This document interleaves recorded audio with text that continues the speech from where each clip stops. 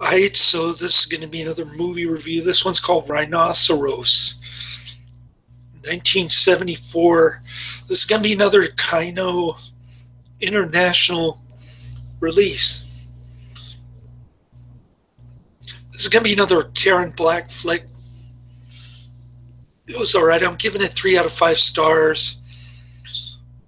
I thought the Zero Mostel character was kind of funny when he was transforming into a rhinoceros. Although it wasn't very convincing, it was pretty funny at times. I got a couple of chuckles out of that. I like the cheesy kind of disco soundtrack to this one. Kind of reminds me of the 70s. Gene Wilder's hairstyle, and everybody's wearing suits and hats and stuff.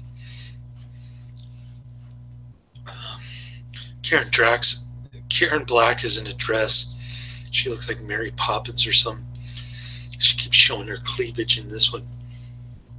I didn't particularly care for her character too much. She's kind of like the ditzy secretary type. And Joe Silver is in this. Who's been in a ton of David Cronenberg movies, most notably Rabbit and Shivers, two of my favorite movies of all time. And then you've got another dude, black dude, who played the Loc-Nar, and he did the voice for the Loc-Nar in Heavy Metal. So a lot of familiar faces in this one. I thought the ending was pretty good. I could sort of get where the director was going in this one towards the end. People are trying to turn into rhinoceros, and Gene Wilder is trying hard not to conform to the herd mentality, pun intended. So that's about the gist of the movie. I mean, Gene Wilder has this dead-end job. His coworker is a CPA, so he can't go anywhere. And so he resorts to drinking. He feels like his life is worthless. He has a crush on Karen Black. And slowly, one by one, his coworkers and his friend, in the form of this Zero guy, Zero Monstro. That guy, he's the first one to turn into a rhinoceros. Slowly, one by one, his coworkers start turning into rhinoceros. You don't actually see the rhinoceros, so it's kind of low budget. Everything is off screen. But you kind of get the gist of what this movie is about towards the end. Like I said, it took a while to sink in, and the dialogue is kind of lame, inane dialogue. It's the only thing I didn't like about it. I mean, it gets a 6 rating on IMDb, which is about the same as what I'm giving it here. 6 out of 10, or 3 out of 5. So, yeah, I thought it could have been better. I guess it's based on something else, like a play or something. I don't know. But it's an hour and 44 minutes, so it's quite long. And like I said, really bad dialogue. You never get to see the rhinoceros. But the highlights are Zero Mostel and soundtrack, of course. The disco violins going dee dee dee dee dee, that kind of stuff. And then the ending was pretty good with Gene Wilder kind of doing his network thing.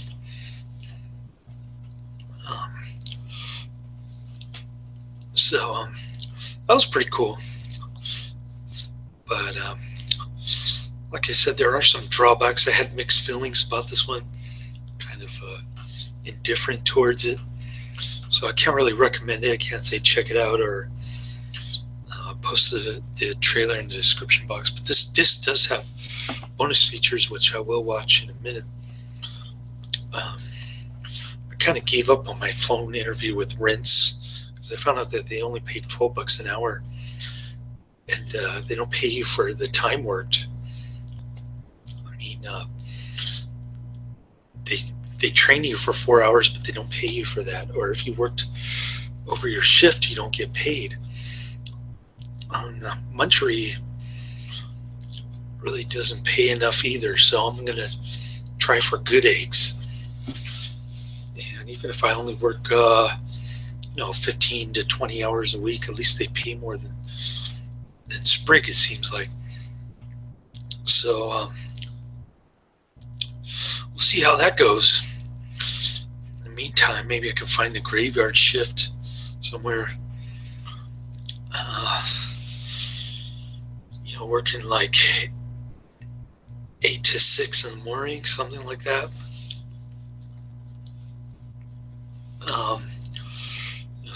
Sleep for 4 hours and work graveyard, or don't sleep for 4 hours and don't sleep at all. That would be pretty crazy.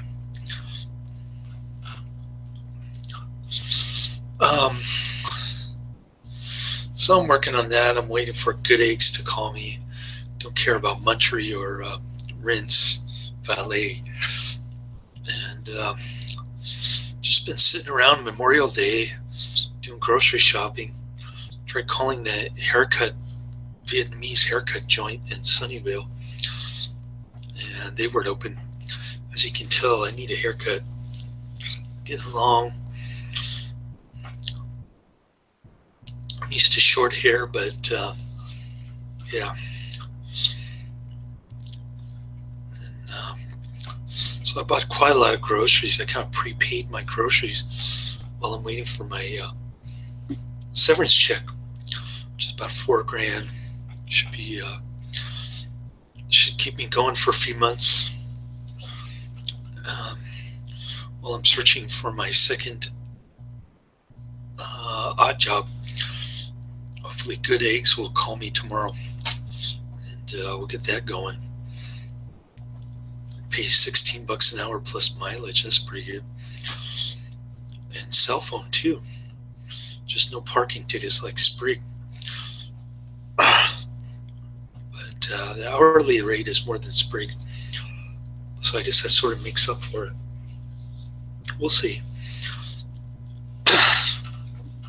Sprig only paid $14.50, but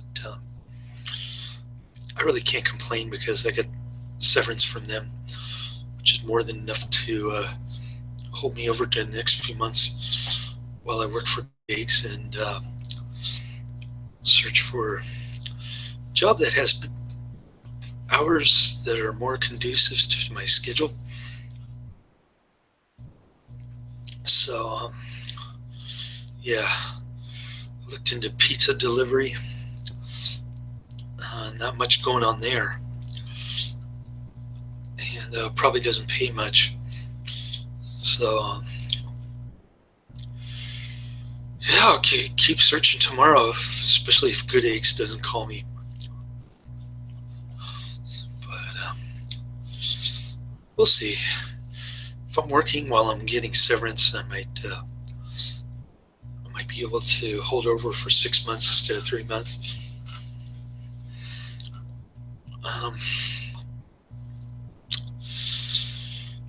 If I can start prepaying some bills, I'll have less bills to pay during the next 3 months, so that will help. And I guess I'll watch the bonus features on this disc. Did pretty good this week. This weekend reviewed 4 movies, and it's a result of Sprig shutting down. So if I don't have anything to do next weekend, I guess I'll do the same thing. My Hamong date was very sick apparently during the past few weeks, but she still made it to visit her family in Fresno. I don't know why she couldn't visit me. Maybe she's worried that I'll get sick or something. Anyways, that's a hopeless cause. I haven't seen her for 3 weeks, and I don't expect to see her next week unless she makes some kind of miraculous recovery, if she's even telling me the truth. But I'll give her the benefit of the doubt. She's morbidly obese. She's like 4'8", 300 pounds. So she's got health issues, definitely.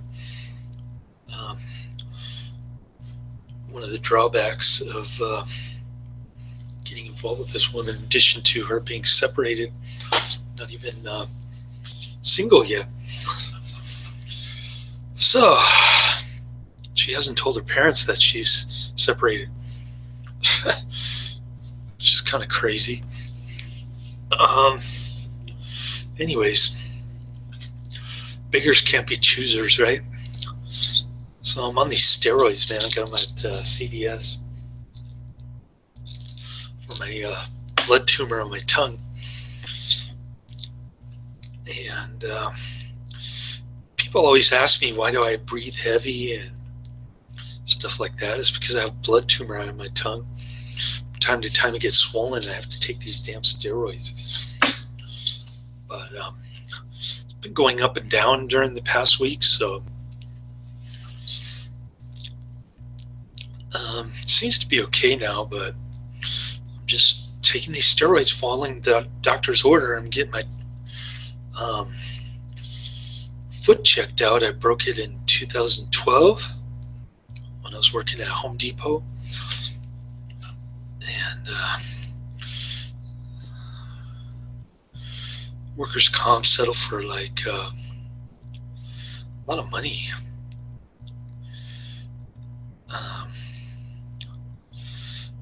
Can't remember how much it was, like $20,000, I think.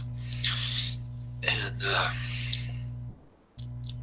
but I still have to keep going back to the doctor every year, pay out of my own pocket, or in this case, the health insurer will pay my employer's health insurer.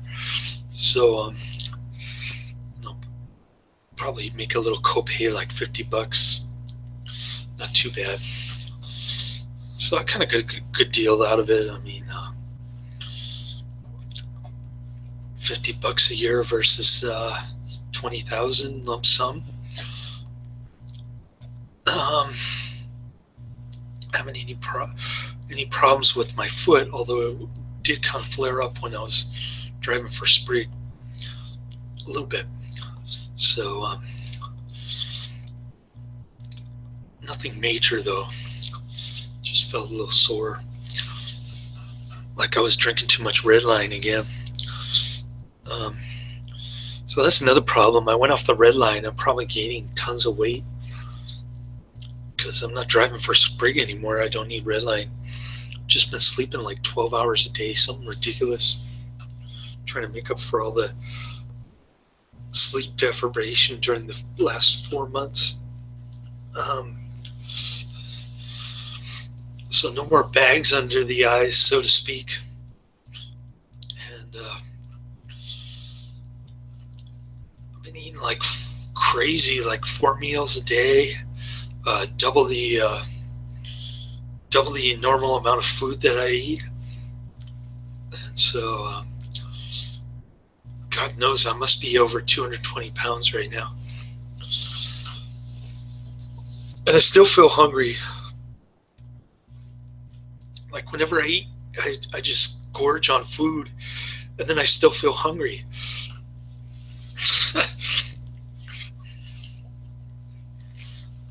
Pretty crazy life. I don't know what else to tell you other than, yeah, this movie was all right. It had its good moments, I guess. And it had its bad moments, kind of even out each other. I thought it was boring though. I had to keep rewinding it and especially with it. They were installing hardwood floor here, so I couldn't hear nothing. At times, I kind of gave up watching it and started looking for a second job. So I guess that was a good thing, but kind of space this one out between yesterday and today, and not a great flick, really. It's kind of disappointing. It's rated PG, so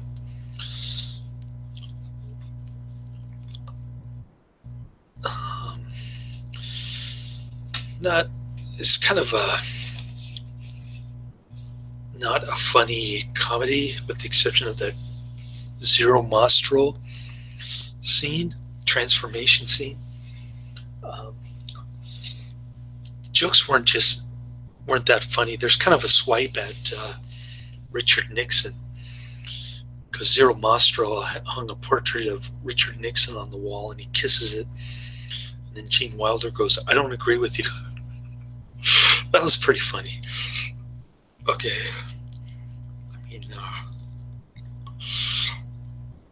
everybody hates Tricky Dick except for, some of the neocon Republicans. So, he's one of the least favored presidents of all time. Anyways, that was pretty amusing. I guess I should add that in. And there's another annoying accountant, played by somebody who's been in a ton of stuff.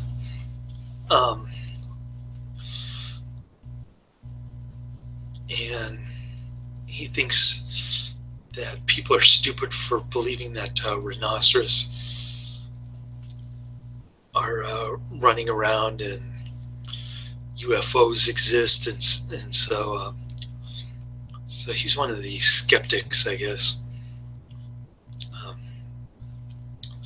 Kind of reminded me of listening to some of the conspiracy theories on the radio, like George Norrie, those kind of guys.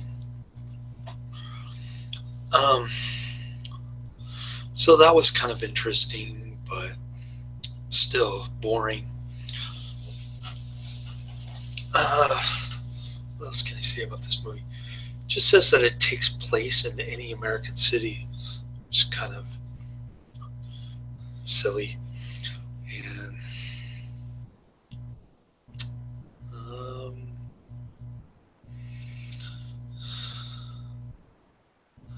I don't know. I just thought it could have been a better movie, and it wasn't. So I wasn't too crazy about it. That's the end of my review. Laters.